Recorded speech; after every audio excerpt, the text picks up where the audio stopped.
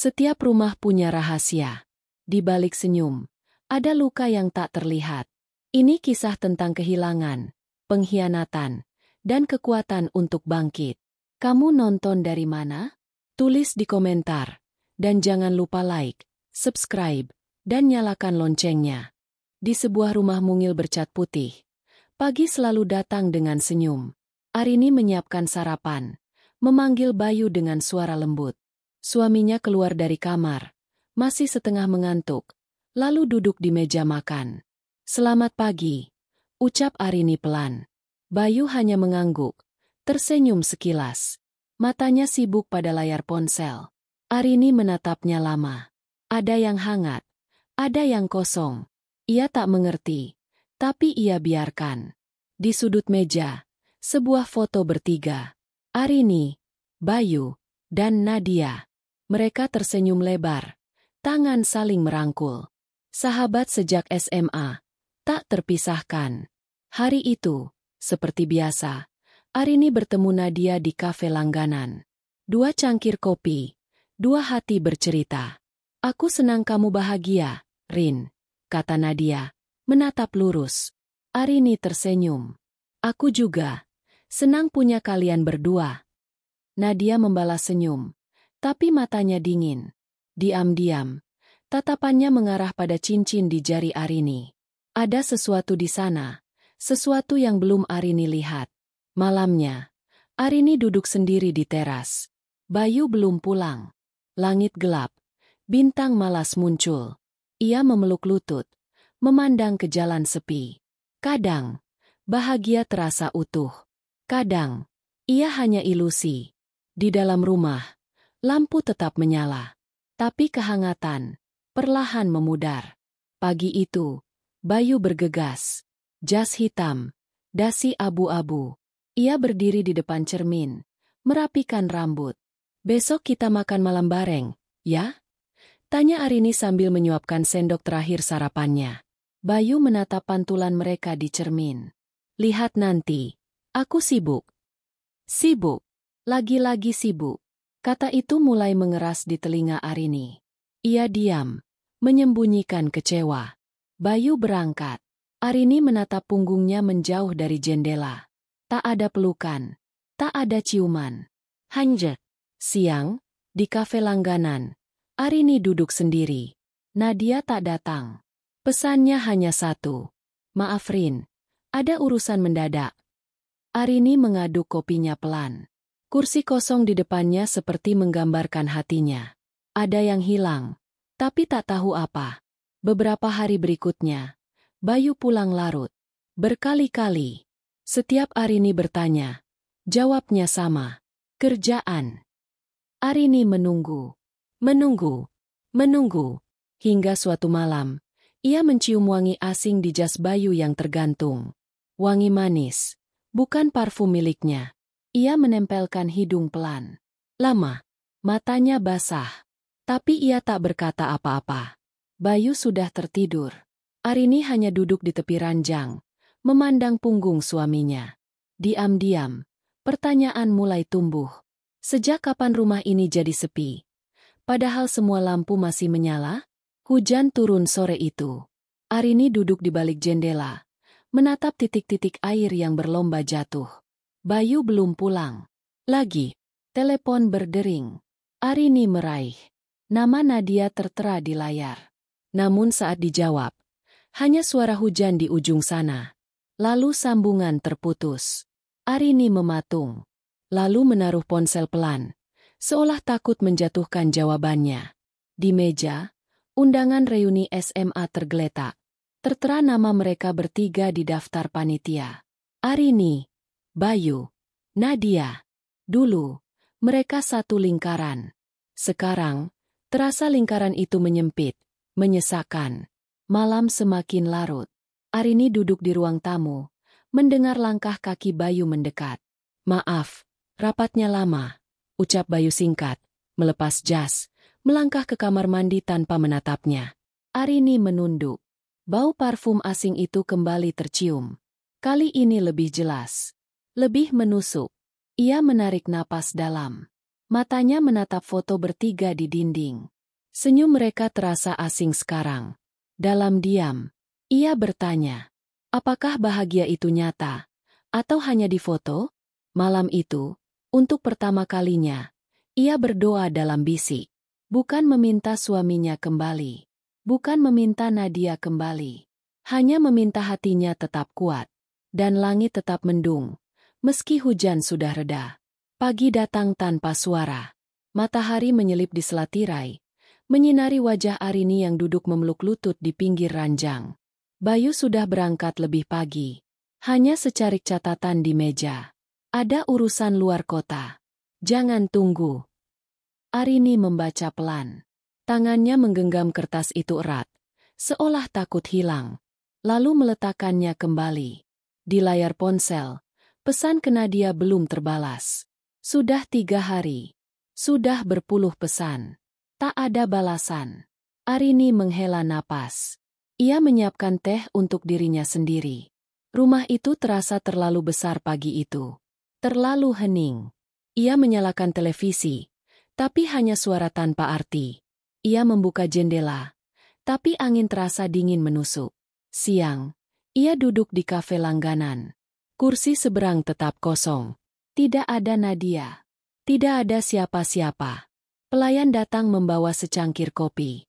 Pesanan yang biasa. Bu Arini. Arini mengangguk. Ia menatap keluar kaca. Orang-orang berlalu lalang. Sibuk dengan dunianya. Tiba-tiba air matanya jatuh. Bukan karena kesedihan yang mendalam, tapi karena kesadaran.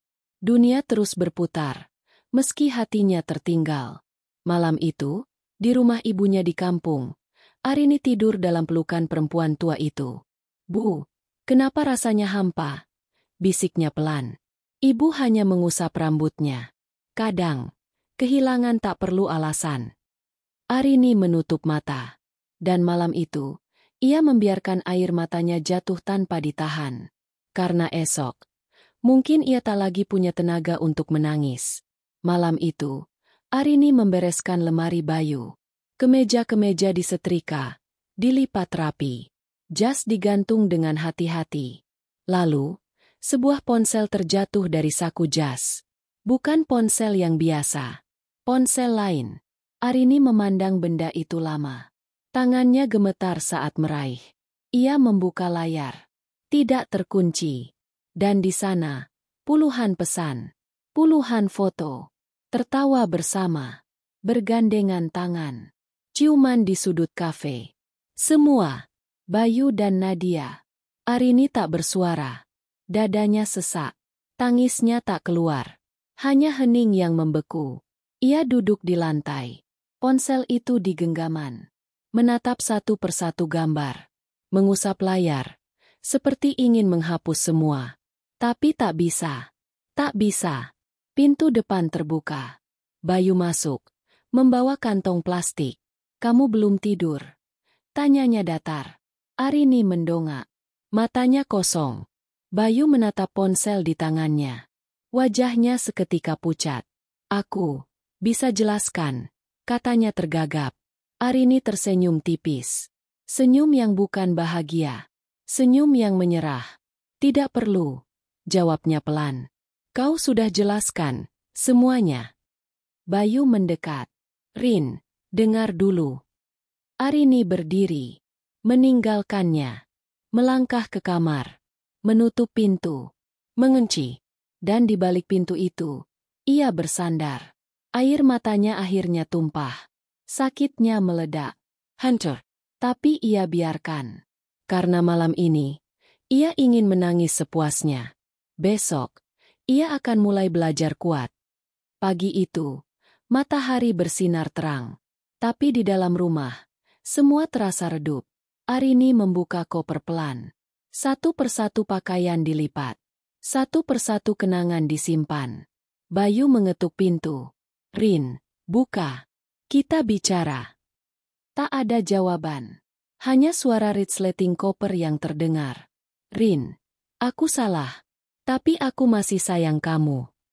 Suara Bayu bergetar di balik pintu. Arini berdiri. Menatap cermin. Rambutnya kusut. Matanya sembab. Tapi ada sesuatu yang mulai mengeras di tatapannya. Ia membuka pintu perlahan. Menatap Bayu tanpa amarah. Tanpa kata. "Aku pergi," ucapnya pelan. Bayu menggeleng. "Jangan. Aku minta maaf." Arini tersenyum tipis. "Kau minta maaf. Tapi hatiku sudah tidak di sini." Ia menarik kopernya. Melangkah melewati Bayu. Melewati ruang tamu. Melewati semua kenangan. Bayu mengikuti. "Rin, aku butuh kamu. Aku salah." "Nadia." "Dia." Arini berhenti. Menoleh. "Jangan sebut namanya lagi." Bayu terdiam. Arini melangkah keluar. Udara pagi menyapa kulitnya. Langkahnya mantap. Tak ada lagi ragu. Tak ada lagi sesal. Di kejauhan, langit biru terbentang. Dan untuk pertama kali, Arini merasa beban di dadanya mulai terangkat. Ia tak tahu kemana akan pergi. Tapi ia tahu, ia tak akan kembali. Karena cinta, tak harus tinggal di tempat yang mengkhianati. Hari-hari berlalu. Arini tinggal di rumah ibunya, jauh dari hiruk-pikuk kota. Ia mulai bekerja di sekolah lama, mengajar anak-anak kecil. Setiap pagi, ia menanam bunga di halaman. Setiap sore, ia menyiramnya. Di hatinya, luka itu masih ada. Tapi perlahan, tak lagi berdarah. Suatu sore, telepon berdering. Sebuah nomor tak dikenal. "Bu Arini? Maaf, kami dari rumah sakit." Suara di ujung sana terdengar hati-hati. Arini terdiam. "Rumah sakit?" "Iya, suami ibu, Bapak Bayu. Beliau mengalami kecelakaan. Kondisinya kritis." Arini tak langsung menjawab. Matanya memandang bunga di taman. Angin sore meniup pelan. "Apa saya perlu datang?" tanyanya tenang. "Hanya jika ibu berkenan," jawab petugas itu pelan. Arini menutup telepon. Menunduk lama. Lalu tersenyum tipis. Senyum getir. Ia tak beranjak. Tetap duduk di bangku taman. Menatap matahari yang perlahan tenggelam. Di dalam hati, ia berkata, "Tuhan, aku tak pernah meminta balas. Tapi Engkau melihat semua. Dan sekarang, aku hanya ingin damai." Ia menunduk. Mencium wangi bunga yang mekar. Dan untuk pertama kalinya, hatinya terasa lapang. Tak ada lagi dendam. Tak ada lagi tangis. Hanya kelegaan. Karena hidup selalu tahu cara membalas. Bahkan tanpa diminta. Pagi itu, kabut tipis menyelimuti desa. Arini duduk di beranda. Menatap hamparan sawah hijau. Burung-burung terbang rendah. Suara mereka menyapa pelan. Ponsel di genggamannya bergetar. Pesan masuk. Dari nomor tak dikenal. "Bu Arini, Bapak Bayu sudah tiada. Kami mengucapkan bela sungkawa." Arini menatap layar lama. Jemarinya tak membalas. Hanya mendesah pelan. Ibu mendekat. Duduk di sampingnya. "Kau tak ke sana?" Arini menggeleng. "Tidak, Bu. Biarkan aku mendoakannya dari sini." Ibu menggenggam tangannya. "Kamu sudah kuat, Nak." Arini menoleh.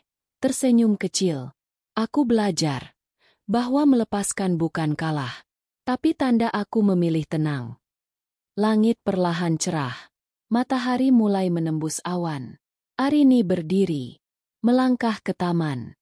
Menyiram bunga-bunga yang mulai mekar. Dalam hatinya, ia mengucap doa. Untuk Bayu. Untuk Nadia. Untuk dirinya sendiri. Semoga kalian menemukan bahagia. Aku sudah cukup. Dan angin meniup pelan. Membawa harumnya bunga ke udara. Arini menutup mata. Menghirup dalam. Karena hari itu, ia tahu, luka itu tak lagi mengikat. Ia bebas. Dan hidup, akhirnya terasa ringan. Pagi itu, kabut tipis menyelimuti desa. Arini duduk di beranda. Menatap hamparan sawah hijau. Burung-burung terbang rendah. Suara mereka menyapa pelan. Ponsel di genggamannya bergetar. Pesan masuk. Dari nomor tak dikenal. "Bu Arini, Bapak Bayu sudah tiada. Kami mengucapkan belasungkawa. Arini menatap layar lama. Jemarinya tak membalas. Hanya mendesah pelan. Ibu mendekat. Duduk di sampingnya. Kau tak ke sana? Arini menggeleng. Tidak, Bu. Biarkan aku mendoakannya dari sini. Ibu menggenggam tangannya. Kamu sudah kuat, Nak. Arini menoleh. Tersenyum kecil. Aku belajar bahwa melepaskan bukan kalah, tapi tanda aku memilih tenang. Langit perlahan cerah. Matahari mulai menembus awan. Arini berdiri, melangkah ke taman, menyiram bunga-bunga yang mulai mekar. Dalam hatinya, ia mengucap doa. Untuk Bayu, untuk Nadia, untuk dirinya sendiri. Semoga kalian menemukan bahagia. Aku sudah cukup. Dan angin meniup pelan, membawa harumnya bunga ke udara. Arini menutup mata, menghirup dalam. Karena hari itu, ia tahu, luka itu tak lagi mengikat. Ia bebas, dan hidup, akhirnya terasa ringan. Sore itu, Arini berjalan di pasar kecil dekat rumah. Membeli sayur, menawar harga, bercengkerama dengan pedagang. Suasana ramai, riuh. Hingga matanya tertumbuk pada sosok di sudut jalan. Nadia duduk di trotoar, memeluk seorang anak kecil. Wajahnya pucat, rambutnya kusut, pakaian lusuh. Di depannya, sebuah kantong plastik berisi roti. Mata mereka bertemu. Sekilas, Nadia buru-buru menunduk, memalingkan wajah. Seperti tak ingin dilihat. Seperti malu. Seperti hancur. Arini terpaku. Langkahnya terhenti. Nafasnya tertahan. Ada luka lama yang tiba-tiba bergetar. Ada amarah yang pernah membara. Tapi kini, hanya dingin. Hanya sunyi. Ia mendekat pelan. Berdiri di depan Nadia. Menatapnya. Nadia. Ucap Arini. Nyaris tak terdengar. Nadia mengangkat wajah perlahan. Matanya sembab. Bibirnya gemetar. Tak ada kata maaf. Tak ada pembelaan. Hanya pandangan pasrah. Anak kecil itu menatap Arini polos. Tak tahu apa-apa. Tak tahu kisah mereka. Arini menarik napas dalam. Lalu mengeluarkan dompet. Mengambil beberapa lembar uang. Menaruhnya pelan di dekat Nadia.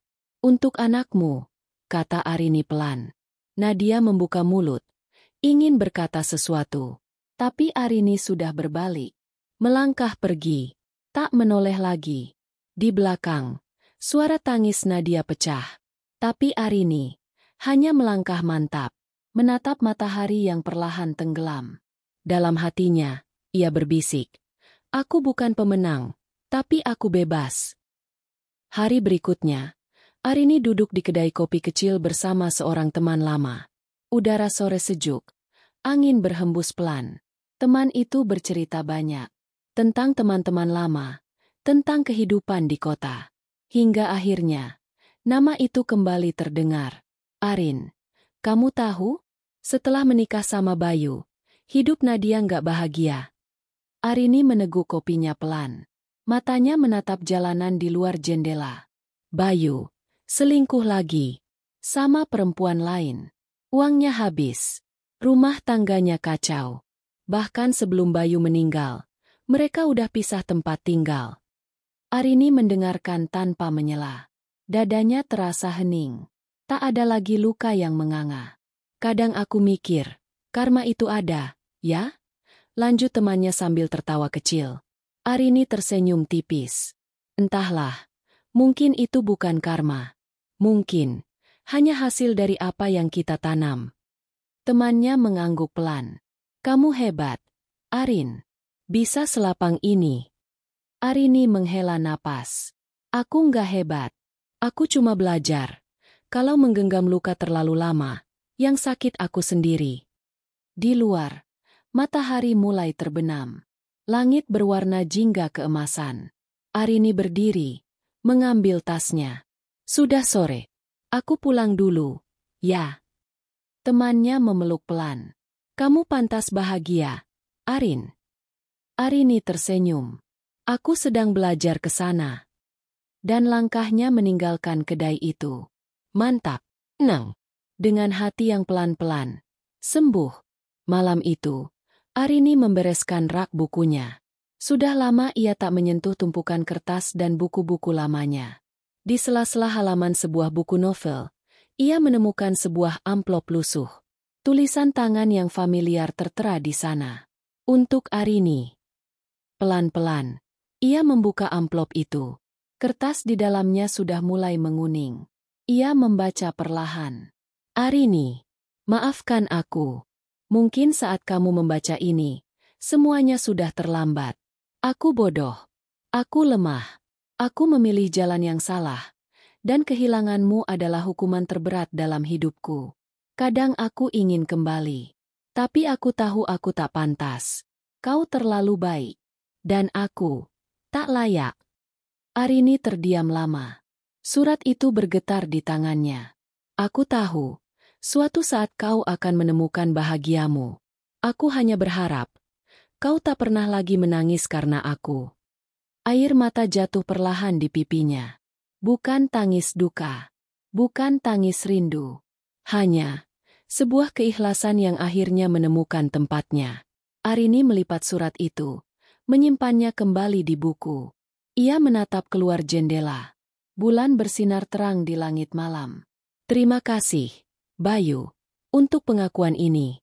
Aku sudah memaafkanmu, bahkan sebelum aku membaca suratmu, bisiknya. Dan malam itu, Arini merasa beban terakhir di hatinya terangkat. Ia menutup mata, tersenyum, karena akhirnya, masa lalu itu benar-benar ia lepaskan. Pagi itu, Arini duduk di meja makan bersama ibunya. Surat berstempel resmi tergeletak di atas meja. Ibunya memandang penuh tanya. Apa itu, Nak? Arini menarik napas. Tangannya menyentuh amplop itu pelan. Tawaran beasiswa, Bu, dari universitas di luar negeri. Mereka ingin aku melanjutkan studi di sana. Ibunya tersenyum, meski matanya berkaca-kaca. Luar biasa, Nak. Aku bangga padamu. Arini menunduk. Ada rasa bahagia, bercampur ragu. Tapi aku harus pergi jauh, Bu. Meninggalkan semua di sini. Ibunya menggenggam tangannya. Kau sudah terlalu lama menahan diri di sini. Sekarang, saatnya kau terbang. Jangan takut. Aku akan baik-baik saja. Arini memeluk ibunya erat. Air matanya jatuh. Hangat. Hari-hari berikutnya, ia mengurus semua persiapan. Surat-surat, paspor, tiket. Semuanya terasa cepat berlalu. Di sekolah, murid-muridnya menyiapkan perpisahan sederhana. Miss Arini, jangan lupa kami ya. Seru mereka sambil memeluknya. Arini tertawa, menangis. Semua bercampur jadi satu. Malam sebelum keberangkatan, ia berdiri di halaman rumah, memandang bintang-bintang. Besok aku pergi, bisiknya pelan, untuk menjemput hidup baru, untuk benar-benar meninggalkan luka lama. Dan angin malam membawa doa-doanya terbang tinggi ke langit. Ia tahu, perjalanannya belum selesai. Tapi kali ini, ia siap melangkah. Fajar merekah perlahan. Langit berwarna jingga muda. Burung-burung mulai bernyanyi pelan. Arini berdiri di depan rumah, koper di sampingnya. Ibunya menatap dari ambang pintu. Senyum hangat menghiasi wajahnya meski matanya merah. Sudah siap, Nak? Tanya ibu. Arini mengangguk pelan. Sudah, Bu. Suaranya bergetar. Ibu menghampiri, memeluknya erat. Pelukan hangat, pelukan rumah. Kau hebat, Nak. Kau sudah melewati banyak hal. Sekarang, saatnya kau terbang tinggi. Air mata Arini jatuh di bahu ibunya. Aku nggak akan lupa rumah ini, Bu. Aku nggak akan lupa ibu. Ibu mengusap pipinya. Pergilah tanpa beban. Aku di sini, selalu mendoakanmu. Suara klakson mobil terdengar. Sopir taksi menunggu. Arini menarik koper. Melangkah pelan menuju mobil. Sebelum masuk, ia menoleh. Ibu berdiri di sana, melambaikan tangan. Senyum tipis, mata berkaca-kaca. Arini membalas lambaian itu. Aku akan baik-baik saja, Bu, bisiknya pelan. Mobil perlahan bergerak meninggalkan halaman. Arini menatap rumah itu semakin menjauh. Rumah tempat ia membangun kekuatan, tempat ia belajar memaafkan. Dan di sudut hatinya, ia berjanji, aku akan kembali. Dalam keadaan yang lebih utuh. Lebih bahagia. Langit semakin cerah. Cahaya matahari menyinari wajahnya. Ia tersenyum. Untuk pertama kalinya, senyum itu terasa bebas. Pesawat mendarat dengan mulus di tanah baru. Angin musim semi menyambut Arini saat ia keluar dari bandara, membawa koper, menatap langit yang berbeda. Langkahnya terasa ringan. Hatinya tenang. Di asrama kecil itu, ia duduk di depan jendela, memandang jalanan asing, orang-orang baru. Semuanya terasa asing, tapi anehnya, tak menakutkan. Arini membuka laptopnya, menulis sebuah email. Untuk ibunya, untuk teman-teman kecilnya di sekolah. Aku sudah tiba, Bu. Aku baik-baik saja. Negeri ini indah. Aku akan belajar sebaik mungkin. Dan suatu hari, aku akan pulang, membawa banyak cerita, banyak mimpi. Ia menutup laptop, tersenyum, kemudian membuka sebuah buku catatan baru. Halaman pertama masih kosong. Dengan pena, ia menulis pelan. Babak baru. Aku, Arini, yang tak lagi terikat luka. Di luar, matahari mulai terbenam, meninggalkan langit keemasan. Arini berdiri di balkon, menatap langit itu. Dan dalam diam, ia berdoa. Terima kasih, Tuhan, sudah menemaniku melewati semua ini. Aku tahu, Engkau selalu ada, bahkan saat aku merasa sendiri. Hatinya terasa utuh, ringan, kiap. Dan dengan langkah kecil di negeri baru itu, Arini memulai perjalanannya. Bukan lagi pelarian, tapi perjalanan menuju dirinya sendiri. Tamat.